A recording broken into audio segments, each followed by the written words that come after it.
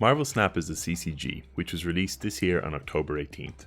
Created by Second Dinner, which is a game studio founded by Ben Brode, who was the game director and public face of the Blizzard CCG Hearthstone up until 2018.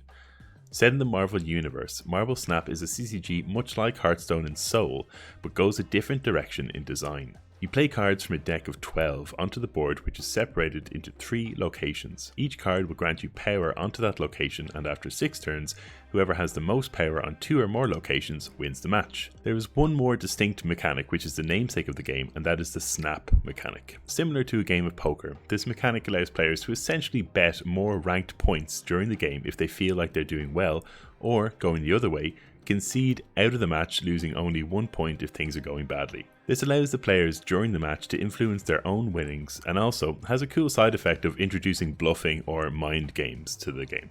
So, is it any good?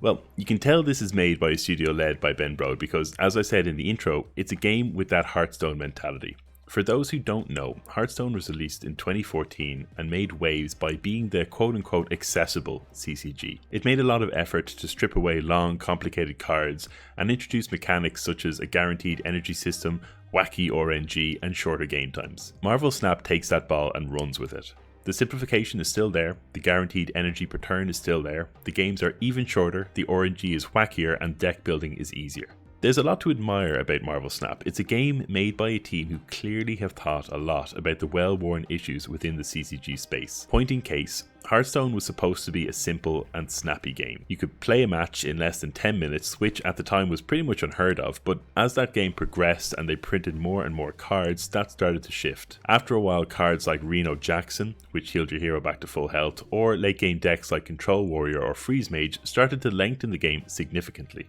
All of a sudden, players were running into matchups where 30 plus minute games weren't unheard of. Marvel Snap fixes that immediately by ensuring the game finishes after 6, sometimes 7 turns. Similarly, and I think this is really clever, Hearthstone and pretty much all CCGs get criticised for the RNG endemic to them. Marvel Snap definitely doesn't shy away from this, but through the use of its snap mechanic it allows players to react to it. Say the location of X Mansion pulls out a 1 energy card for you but a 6 energy card for your opponent. That feels bad, right? But you can just back away, giving up a solitary point with a concession, which in the long term isn't a big deal. It doesn't fully do away with the resentment you have for being screwed by bad RNG, but it is a tonic compared to the crap we had to put up with in games like Hearthstone. Deck building also deserves a nod here. In a previous video I mentioned how CCGs have an issue with meta decks, where players will just Google what the most powerful decks are currently and copy them, thereby completely circumventing any experience of building their own decks. You can see that video here if you're interested. Marvel Snap obviously doesn't get away from this entirely. There are meta decks, there are cards that you see more often because they're very powerful. However, if you are inclined to try your hand at building your own deck, then Marvel Snap is an excellent starting off point. With only 12 cards along with a guaranteed energy mechanic, it is very easy to analyse how the cards are performing in your deck, and any tinkering with them again is immediately obvious. It's a clever game, and unlike many other CCGs out there, however, there are some drawbacks. Quick games, small decks, and simplified cards is definitely a draw for some, but if you're a CCG player who likes a bit more meat on the bones, you might find Marvel Snap wanting. There's nothing akin here to building up, say, a huge elaborate board like there is in Magic, and while you absolutely can make some smart decisions and build some clever decks, it does sort of pale in comparison to some of the stuff you'll see in Magic the Gathering. Also, as I mentioned earlier, the RNG is extreme. You will absolutely lose games based on a single bad turn that's entirely out of your hands. The snap mechanic is there to soften the blow, but it's a blow nonetheless. Finally, a word about the free-to-play element. I will say this at the start, compared to the absolute wilderness out there in the mobile gaming space, Marvel Snap is relatively benign. This isn't a Diablo Immortal where you'll get rolled by players who have spent a fortune buying crap from the shop. A lot of the real money transactions are cosmetic, but not all. If you spend money in this game, you will acquire cards faster, and acquiring cards faster makes you stronger. Because the deck sizes are so small and there are no duplicates, single cards can really make or break a powerful deck. Currently, at the time of recording, cards like Leader and Arrow are everywhere.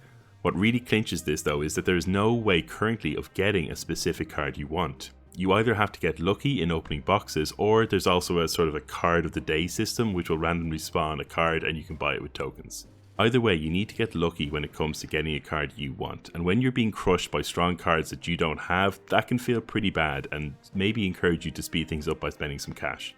The game does have some protections against this. If you're a new player, you'll be introduced to the pools, which will only match you up against other players in the same pool as you. This lends itself to a very welcoming new player experience, as you'll not often come up against cards you don't have. This does go out of the window eventually, however, and really hit home with me when I found out I was being matched up against players 600 collector levels above me because of my rank. The end result is this. If you're going to play Marvel Snap long term, and if you want to do well in it, you're going to have to come to the terms with the fact that some players are going to have cards that you don't have. You will eventually, through play, unlock almost every single card in the game for free, but that doesn't help when you're being crushed by the top meta decks full of cards that you don't have. So, to sum up, you might be interested in Marvel Snap if you like CCGs and particularly like the simplification Hearthstone brought, want a fresh take on CCGs that doesn't just require you killing your opponent, enjoy quick multiplayer games. You might not be interested in Marvel Snap if you enjoy CCGs but prefer longer, more complex versions, have an issue with RNG, dislike free-to-play mechanics such as daily missions, currency which can be purchased with real money, and the inability to craft or attain specific cards that you want. Thanks for watching, folks. This has been another quick review. I have 2 of them up on my channel now. If you like them at all, please give them a like. I'd love if you could subscribe. I'll be doing more of these kind of very short reviews and other videos coming up in the new year. But thank you so much for watching, and I hope everyone has a great Christmas. Bye bye.